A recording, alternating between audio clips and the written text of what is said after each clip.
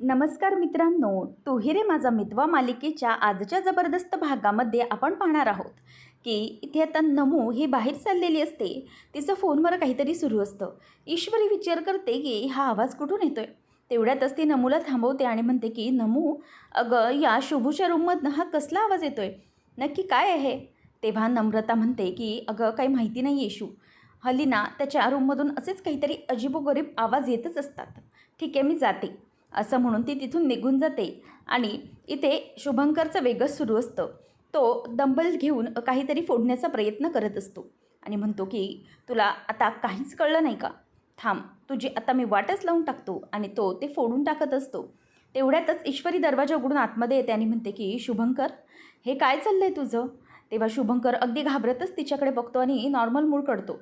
आणि मग ती विचारते की हे डंबलने काय फोडतोयस तू.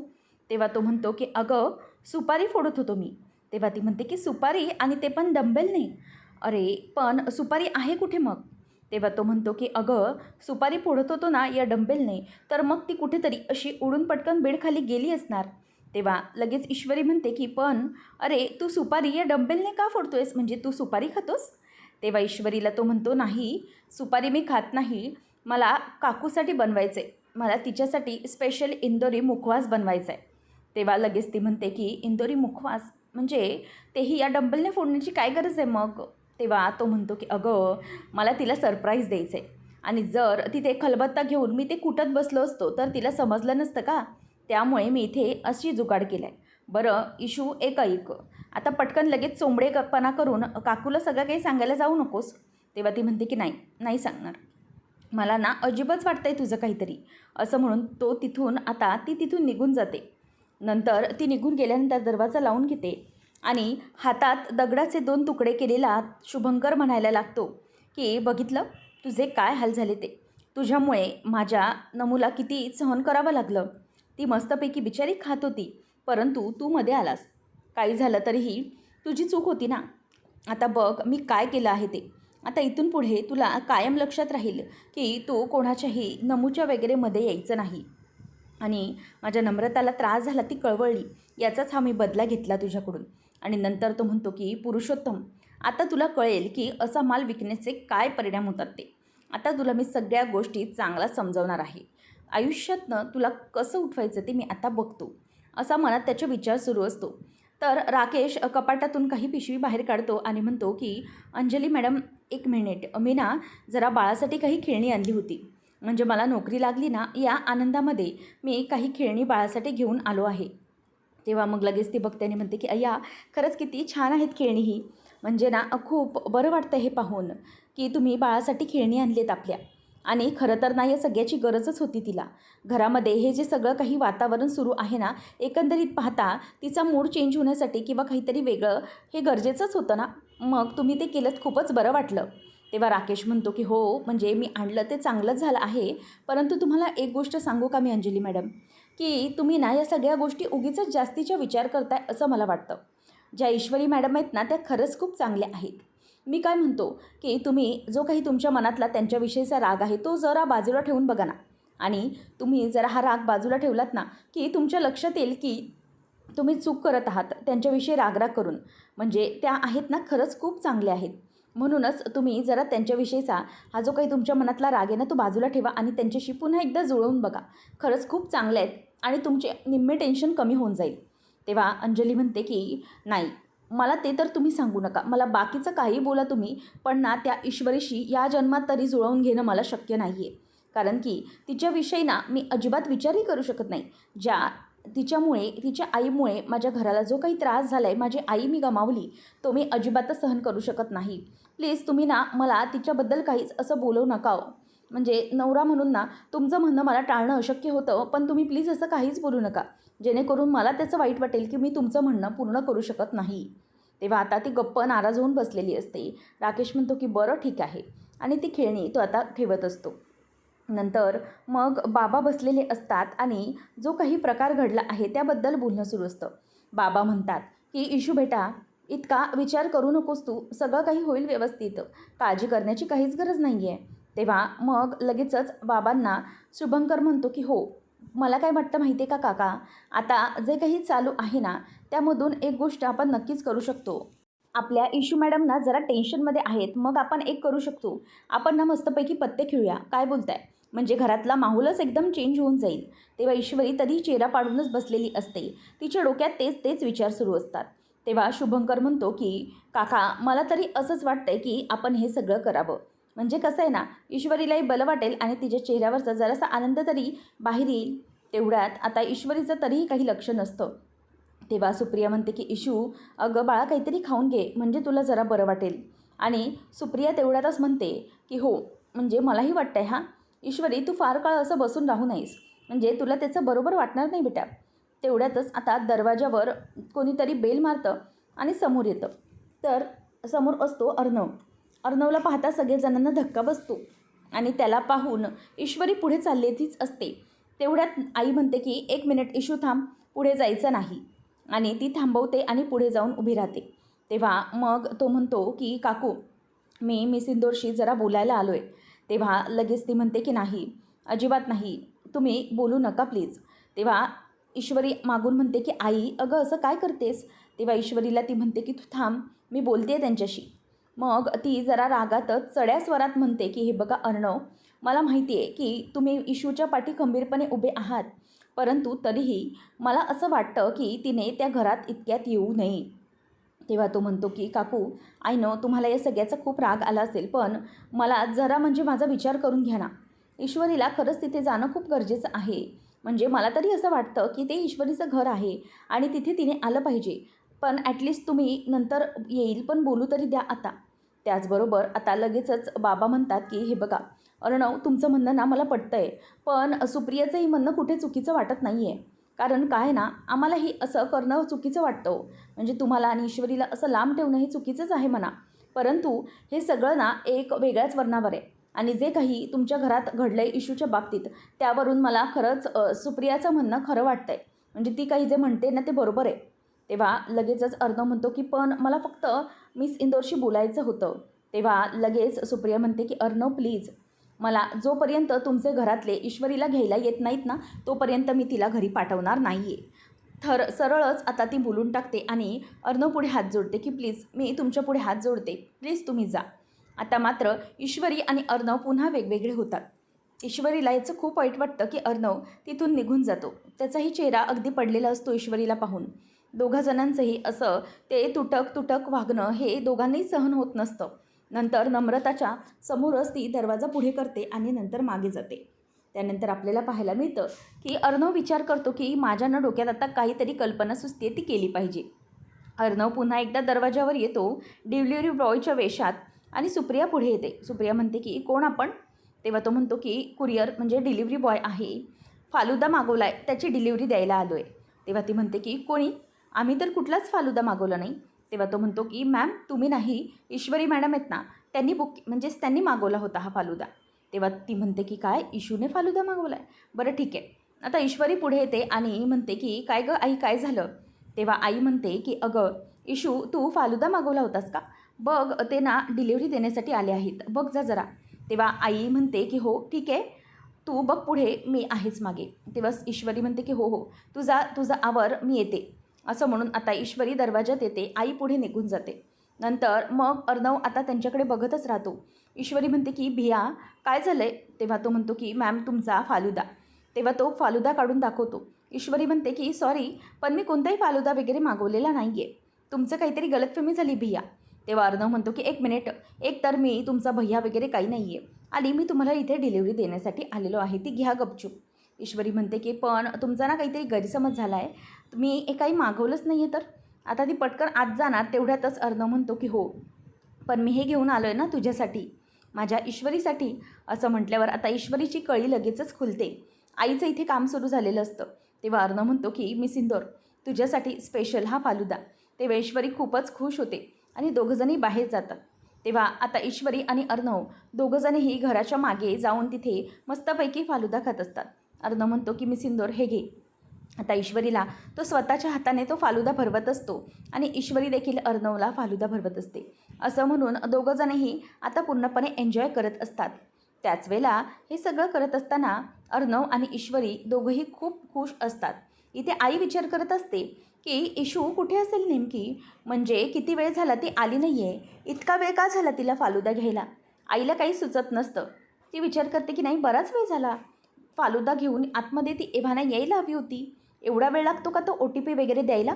म्हणूनच आई म्हणते की बघते मी नेमकं काय झालं आहे. म्हणूनच आता ती सुप्रिया पुढे येऊन बघते दरवाजात, तर ईश्वरी तिथे नसते.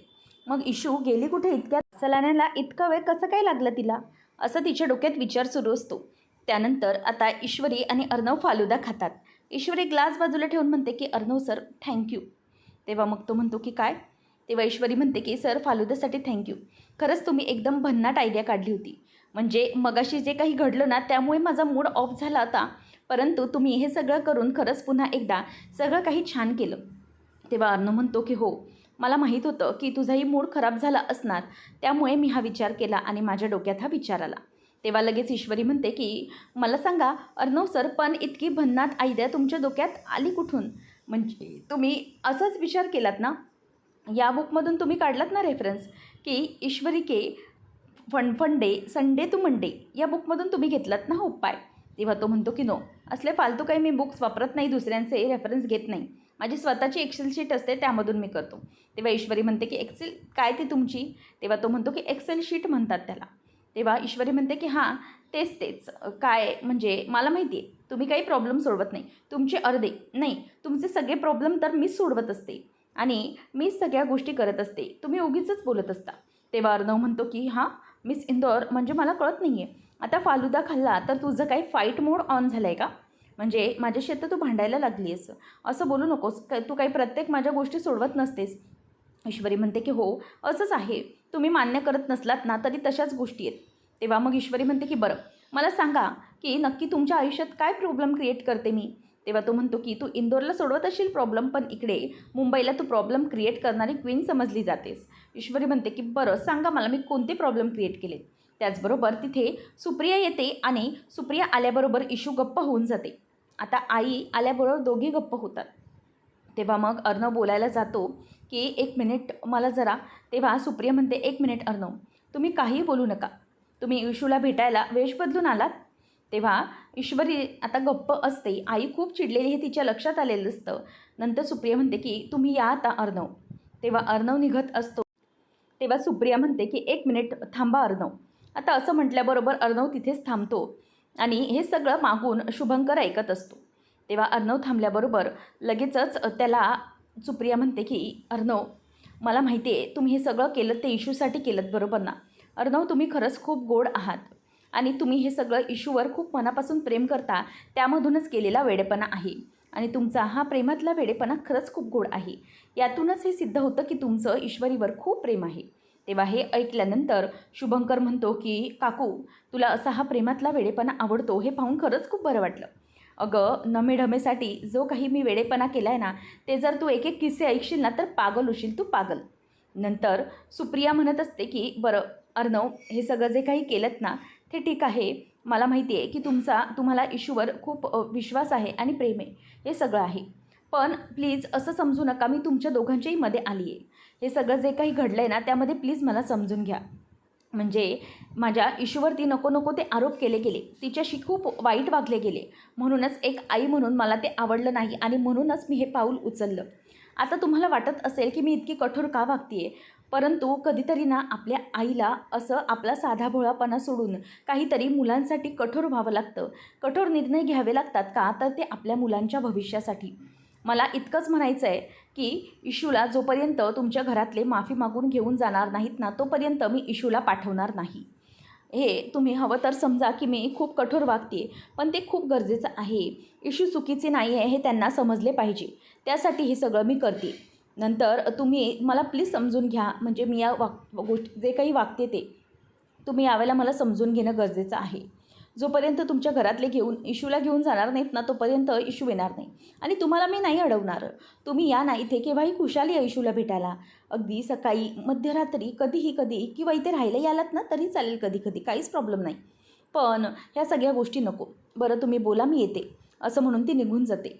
त्यानंतर मग आता ईश्वरी आणि अर्णव पुन्हा उभे असतात. तर इथे मामाला झोप काही लागत नसते. सगळ्या काही गोष्टी घडलेल्या असतात ते त्याच्या डोक्यातूनच जात नसतात. तेवढ्यातच तिथे आकाश येतो आणि म्हणतो की काय डॅड, तुम्हाला झोप लागत नाही आहे ना? तेव्हा तो म्हणतो की नाही, नाही लागत आहे झोप. तेव्हा तो म्हणतो की डॅड, या गोष्टीवरून तुमच्या एक गोष्ट लक्षात येते का, की हे सगळं जे काही घडलं आहे ना, त्या गोष्टींचा तुम्हाला त्रास होतो आहे, म्हणजे तुम्हाला गिल्ट वाटतं आहे, बरोबर ना? तेव्हा मग लगेचच आकाश म्हणतो की डॅड बोला ना, काय झालं? तेव्हा त्यावर लगेचच तो म्हणतो की हो, मलाही असंच वाटतं आहे, जे काही घडले त्याबद्दल मला जरा वाईट वाटतं आहे, म्हणजे मी चुकलो असं कुठेतरी फिलिंग येते. तेव्हा आकाश म्हणतो की डॅड, मी तुम्हाला हेच सांगण्याचा प्रयत्न करतो आहे की आपण ईश्वरीला जाऊन घेऊन येऊया. तेवढ्यात वल्लरी उठते आणि म्हणते की काय काय गरज आहे तुम्हाला हे सगळं बोलण्याची? मोठे आले दोघं जण, ईश्वरीला परत घेऊन येऊया बोलणारे. तुम्हाला दोघांना ना मी शेवटचं सांगते हा, अजिबातच त्या ईश्वरीला या घरात घेऊन यायचं नाही. त्या ईश्वरीमुळे या घरात काय काय झालं आहे, किती काही कोणी भोगलं आहे, सात्विकाताईंचे जे काही हाल झालेत ना, ते खूप वाईट आहेत. त्यामुळे त्या मुलीला पुन्हा घरात आणायचे नाही, अशी ती म्हणते. नंतर मग अर्णव म्हणतो की मिस इंदोर, ठीक आहे, सगळ्या काही गोष्टी चालतील, बरं मी निघतो. तेव्हा मग ईश्वरी म्हणते की सर, मी काय म्हणते की तुम्ही इथे थांबा ना, आजचा दिवस थांबलात तर काय झालं, खूप उशीर झाला आहे. तो म्हणतो की मिस इंदोर, वेडी वगैरे आहेस का तू? मी इथे थांबलो तर नाही नाही नको. अगं मी थांबलो ना तर उद्या ब्रेकिंग न्यूज येईल टी व्हीवर की अर्णव राजेश्रीके घर जावई झाला आहे म्हणून. तेव्हा ईश्वरी म्हणते की हे सगळं कोण सांगायला आहे, तुम्ही उगीचच काहीतरी नको तो विषय काढू नका. तेव्हा तो म्हणतो की मिस इंदोर, अगं पण ते चुकीचं वाटतंय ना, अगं माझं घर असताना मी इथे कशाला राहू? तेव्हा ईश्वरी म्हणते की वा, हे तर बरं आहे तुमचं. नंतर मग आता लगेचच मामाचं आणि मामीचं भांडण सुरू. मामा म्हणतो की अगं बाई, तू जरा गप्प बसतेस का? तुला काहीच माहिती नाही आहे आणि मला हे स्पष्ट जाणवते की आपली चूक झाली आहे. आणि मला एक गोष्ट सांग, तुला सात्विकतेचा पुळका केव्हापासून यायला लागला गं? जेव्हा ती जिवंत होती तेव्हा तर कधी धड वागली नाहीस तिच्यासोबत, आणि आता? तेव्हा लगेच ती म्हणते की ते काही असू दे, मला माहीत नाही, परंतु ती ईश्वरी इथे यायला नको आहे. आणि त्याचबरोबर मामा म्हणतो की तू चुकती आहेस. जेव्हापासून काल ईश्वरीची आई येऊन सांगून गेली आहे ना, तेव्हापासून माझ्या डोक्यात विचार येत आहेत.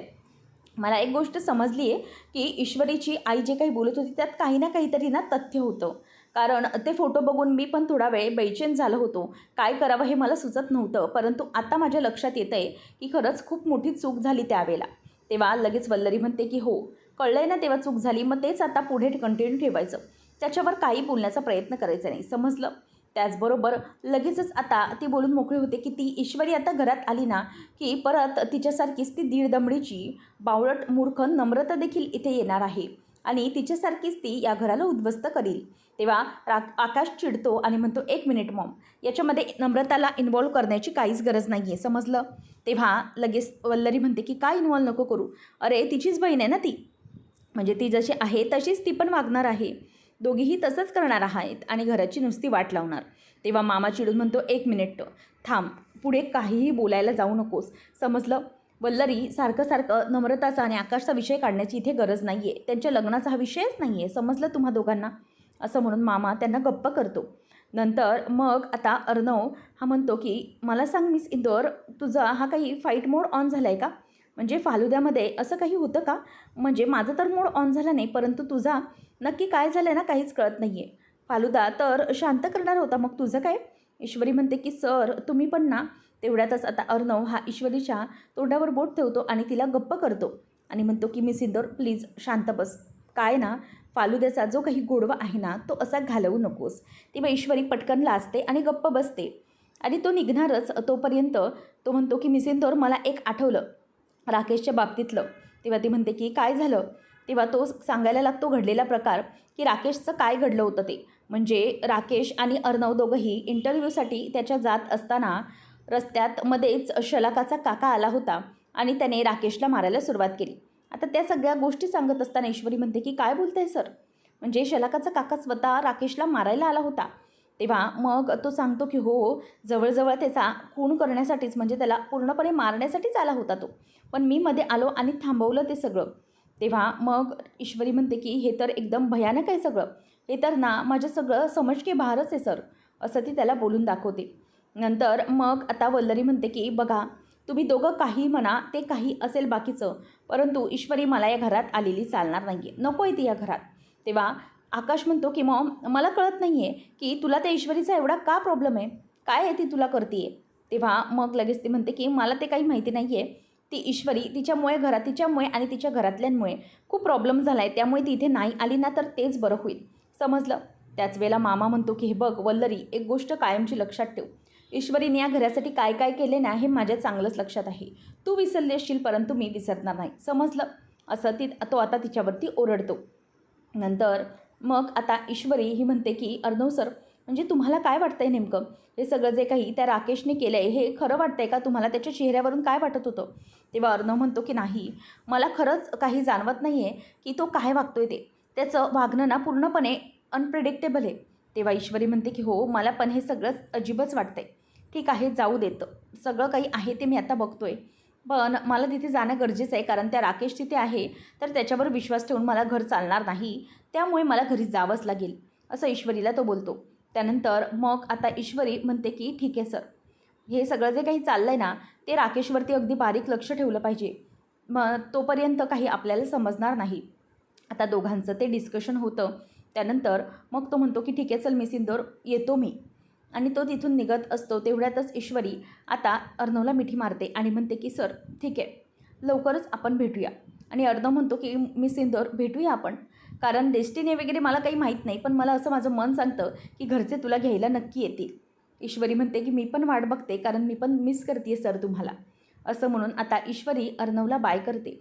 तो म्हणतो की ओके, तू तुझी काळजी घे, चल. असं म्हणून आता तो तिथून निघून गेलेला असतो. ईश्वरीच्या डोक्यामध्ये पुन्हा विचार सुरूच असतात. आता ईश्वरी देवाला हात जोडते आणि म्हणते की गणूबाप्पा, काहीतरी होऊ दे आणि लवकरात लवकर काहीतरी होऊन घरातले मला परत घेऊन जायला येऊ दे.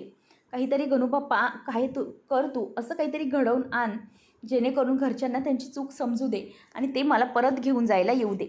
ईश्वरीच्या डोक्यात असे सगळे विचार सुरू असतात.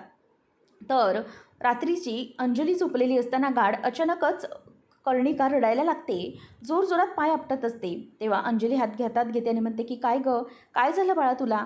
असं म्हणून आता ती तिला इकडे तिकडे नुसती खोलीत नाचवते, परंतु अजिबात कर्णिका शांत व्हायला तयार नाही. ती खूप खूप जोरजोरात अगदी कोकल्या मारून रडायला लागते. तेव्हा मग इथून इथे अंजली तिला करते आणि म्हणते की अगं बाळा थांब ना, काय झालं आहे तुला? इतकं रडण्याचं काय आहे? भूक लागली आहे का तुला? असं म्हणून ती तिला घेऊन चाललेली असते. तर सगळ्यांना आता कर्णिकाच्या रडण्याचा जोरजोरात आवाज यायला लागतो. सगळे आपापल्या रूममधून येत असतात. आजीला पण जाग येते. ती म्हणते की कर्णिकाच्या रडण्याचा आवाज आहे ना, का रडते चकुली? सगळेजण आपापल्या खोलीतून उठतात. वल्लरी म्हणते की काय कटकट आहे काय माहिती, काय झालं आता त्या कार्टीला रडायला? म्हणून ती पण आता रूममधून बाहेर पडते. अंजली आता हॉलमध्ये तिला आणते आणि शांत करत असते, परंतु तरी अजिबातच ती रडायची थांबत नसते. तेव्हा मामा म्हणतो की अंजली, अगं काय झालं हिला, ही अशी का रडतीये? तेव्हा आता अंजली म्हणते की काही नाही, समजतच नाही आहे रे मामा, म्हणजे खूप रडतीये. तेव्हा वल्लरी कर्णिकाला घेते आणि म्हणते की ए छकुली, काय झालं तुला, तू का रडतेस इतकी? शांत हो गं, ये गं गाई, असं म्हणून ती आता अंगाई गात असते. तेव्हा मामा म्हणतो की अगं बाई वल्लरी, तू काही अंगाई गाऊ नकोस, ती रडते ना त्यापेक्षा तुझ्या आवाजाने आणखी रडायला लागेल. तेव्हा मग आजी घेते, म्हणते की काय झालं बाळाला, बघूया तरी. तेवढ्यातच अर्णव आता आलेला असतो आणि तेवढ्यात ईश्वरी तिथे नाही हे त्या पिल्लूला कदाचित समजलं असेल, म्हणून ती खूप रडत असते. आता अंजली बाळाला जवळ घेते आणि तिला शांत करण्याचा प्रयत्न करत असते. आकाश पण म्हणत असतो की ए काय झालं, असं करून तो तिला थांबवण्याचा प्रयत्न करत असतो. सगळेजण म्हणत असतात की काहीच कळत नाही. आता वल्लरी ही म्हणते की काय झालं आहे? तेव्हा आजी म्हणते की अगं वल्लरी, सांगतेस ना की 3 मुलांना सांभाळले म्हणून तुला इतकं कळत नाही आहे की अगं तिला गॅस झाला असेल कदाचित. थांब बघूया, तिला गॅस झाला आहे, जरा पोटाला हिंग लावू म्हणजे बरं वाटेल तिला. तेव्हा हिंगही लावून होतं, तरी पण ती काही रडायची थांबत नसते. तेवढ्यातच अर्णव म्हणतो की छकुली, कर्णिका, व्हॉट हॅपन, काय झालं तुला, तू इतकी का रडतीयेस? तेव्हा अर्णवच्या लक्षात येतं. तो म्हणतो की ताई, आपण हिला मिस इंदोरकडे घेऊन जाऊया, हिला तिचीच आठवण येते म्हणून ही रडते. मिस इंदोरकडे ती लगेच रडायची थांबते, जाऊया का आपण घेऊन? तेव्हा अंजली म्हणते की नाही, अजिबातच मी हे करणार नाही. तेव्हा तो म्हणतो की ताई, अगं ती बघ ना किती रडतीये, निदान तिच्यासाठी तरी हा इगो बाजूला ठेव आणि मिस इंदोरकडे बाळाला घेऊन जाऊया आपण. परंतु तरीही अंजली म्हणते की नाही, माझ्या बाळाला मी तिच्या ताब्यात काही झालं तरी देणार नाही. वाटल्यास रडत राहू दे थोडा वेळ तिला, पण मी अजिबात तिथे देणार नाही आहे. तेव्हा अर्णव म्हणतो की ताई, तुझं का असं वागतेस ना मलाच कळत नाही आहे, का असं करतेस तू? अगं मिस इंदोर अजिबात तिला रडू देणार नाही गं, असं ऐक माझं, प्लीज ऐक. परंतु अंजली म्हणते की मुलगी माझी आहे आणि कोणाच्याही बाबतीत मी काही डिसिजन घेऊ देणार नाही. माझी मुलगी आहे तोपर्यंत मी माझ्या मुलीचे डिसिजन घेणार म्हणजे घेणार, अजिबात ऐकणार नाही. पण अर्णवही तिला समजवायलाच लागतो. तर पुढच्या भागामध्ये आपण पाहणार आहोत, आजी म्हणत असते की माझ्या सात्विकाने आत्महत्या केली आणि हे सगळं प्रकरण घडवण्याच्या बाबतीत कोण होतं या सगळ्यामध्ये इन्व्हॉल्व, कोणी हे सगळं घडवून आणलं, कोणाचा हात होता, हे सगळं मला समजलं पाहिजे. तेव्हा आजी म्हणते आणि त्यावर ईश्वरी म्हणते की हो आजी, हे सगळं जे काही घडवून आणलं आहे ना, तो एक प्लॅन होता आणि हा सगळा प्लॅन हा कोणी घडवला होता, या सगळ्याच्या मागे कोण आहे ना, ते शोधल्याशिवाय मी पण शांत बसणार नाही. या सगळ्या गोष्टी मी शोधून काढेन, तोवर मी काही गप्प बसणार नाही, असं ईश्वरी आता आजीला बोलून दाखवते. आणि त्याच वेळेला अर्णवलाही ते पटत असतं. ईश्वरी म्हणते की या सगळ्याच्या मागे ज्याने कोणी आपल्या फॅमिलीला प्रॉब्लेम देण्याचा प्रयत्न केला आहे, त्या सगळ्याला मी सोडणार नाही आहे. तर ईश्वरीने आता आजीला एक प्रकारे वचनच दिलेलं आहे की या सगळ्या गोष्टींचा मी तुमच्यासमोर हिशोब मांडेन आणि माझी आई निर्दोष आहे हे पण सिद्ध होईल. वल्लरी पण ते ऐकत असते आणि ते ऐकून तिला राग येत असतो. नंतर आता वल्लरीच्या रूममध्ये ईश्वरी जाते आणि म्हणते की त्या दिवशी डेकोरेशन केलं, त्यावेळेला त्या डेकोरेशनमध्ये ते फोटोज ठेवण्याचं काम नक्की कोणी केलं असेल बरं. तेव्हा वल्लरी म्हणते की 1 मिनिट, तू हे सगळं येऊन माझ्या इथे का बोलतेस, मला का सुनवतेस हे. तेव्हा लगेच आता ईश्वरी म्हणते की का तुम्हाला का सुनवते, म्हणजे तुम्हीच हे सगळं केलं आहे हे मला माहीत आहे आणि म्हणूनच मी तुमच्याजवळ येऊन हे सगळं बोलते. तेव्हा वल्लरी गप्प होते. ईश्वरी म्हणते की पण एक आहे ना, माझ्याकडे या विरोधात काहीच पुरावा नाही आहे, पण तुम्ही हे सगळं का करताय, कशासाठी करताय, या सगळ्या गोष्टी मला काही समजत नाही आहेत. पण एक गोष्ट नक्की, जेव्हा मला खरंच कारण समजेल ना या तुमच्या सगळ्या वागण्यामागचं, ते कारण जेव्हा मला समजेल की तुम्ही हे सगळं का करत होतात, तेव्हा मात्र तुम्ही लक्षात ठेवा, तुमची बाराकी ढेर केल्याशिवाय मी गप्प बसणार नाही. आता चांगलंच ईश्वरीने सुप्रियाला वल्लरीला चांगलाच दम दिलेला आहे आणि त्यामुळे वल्लरी पण घाबरली. आता ईश्वरी पुढे काय काय करेल आणि कशाप्रकारे वल्लरीचं पोलखोल करणार पाहणं रंजक ठरेल. अशाच अपडेटसाठी चॅनलला सबस्क्राईब करा. धन्यवाद.